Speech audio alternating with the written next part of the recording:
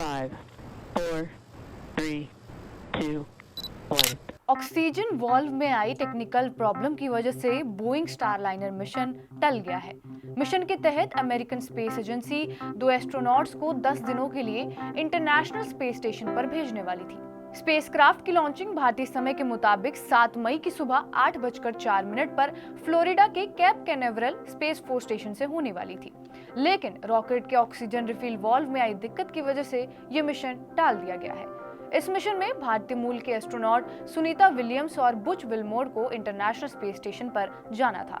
Sunita Williams और Butch Wilmore spacecraft में सवार हो चुके थे, लेकिन इंजीनियर्स को चेक के दौरान रॉकेट की सेकेंड स्टेज में ऑक्सीजन रिलीफ वाल्व में समस्या मिली। ऐसे में टीम ने मिशन को लॉन्चिंग से 2 घंटे पहले टालने का फैसला ले लिया। बोइंग कंपनी का कहना है, डेटा एनालिसिस करने के बाद अब अगला लॉन्च 10 मई को ही हो सकता है। इसे यूनाइटेड लॉन्च अलायंस यानी कि यूएलए के एटलस वी रॉकेट से लॉन्च किया जाना था।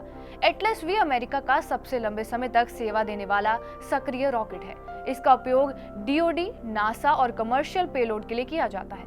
अगस्त 2021 में 87 सफल लॉन्चिंग के बाद यूएलए ने एटलस वी को रिटायर करने का फैसला लिया था। भरोसेमंद होने की वजह से आज भी इन रॉकेट का इस्तेमाल किया जा रहा है। बात करें स्टारलाइनर स्पेसक्राफ्ट की, तो इसकी ऊंचाई 16.5 फीट है, जबकि इसका डायमीटर 15 फीट है। इसके 2 हिस्से हैं, पहला क्रू मॉड्यूल और दूसरा सर्विस मॉड्यूल। क्रू मॉड्यूल में 7 एस्ट्रोनॉट्स के बैठने की जगह है, लेकिन नासा अपने मिशन में केवल 4 क्रू मेंबर्स भेजेगा। क्रू मॉड्यूल 10 मिशनों को अंजाम देने के लिए डिजाइन किया गया है, लेकिन इसका सर्विस मॉड्यूल रीयूजेबल नहीं है। इसमें इंजन और थ्रस्टर्स लगे होते हैं, ये एक बार इस्तेमाल के बाद खत्म हो जाते हैं। स्टारलाइनर मिशन नासा के लिए अहम माना जा रहा है।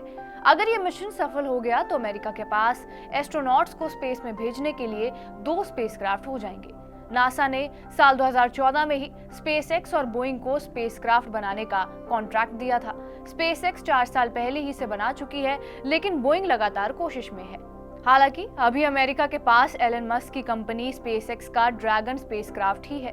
प्राइवेट कंपनियों के स्पेस सेक्टर में आने से नासा को एडवांस टेक्नोलॉजी डेवलप करने में मदद मिली है और इससे स्पेस मिशन की लागत में भी कमी आई है। साल 2011 में स्पेस शटल प्रोग्राम बंद होने के बाद आईएसएस तक पहुंचने के लिए अमेरिका रूस के सोयूज स्पेसक्राफ्ट पर डिपेंड था, लेकिन स्पेसएक्स और बोइंग जैसे प्राइवेट प्लेयर के आने से रूस पर निर्भरता कम हुई है। अब सवाल ये उठता है कि बोइंग के लिए स्टारलाइनर मिशन क्यों अहम है। स्टारलाइनर मिशन का उद्देश्य भविष्य में नासा के मिशनों के लिए अंतरिक्ष यात्रियों और कार्गो को पृथ्वी की निचली कक्षा और उससे आगे तक ले जाना है।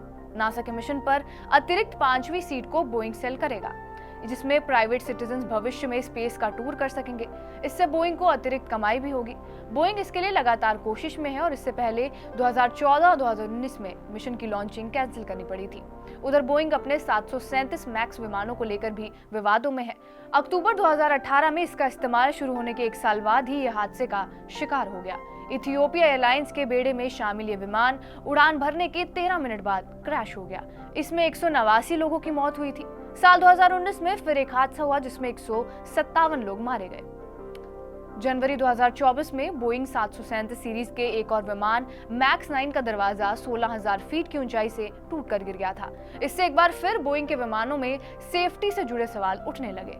इन सब घटनाओं के बावजूद बोइंग नासा के लिए एक बड़े मिशन को अंजाम देने की तैयारी में है।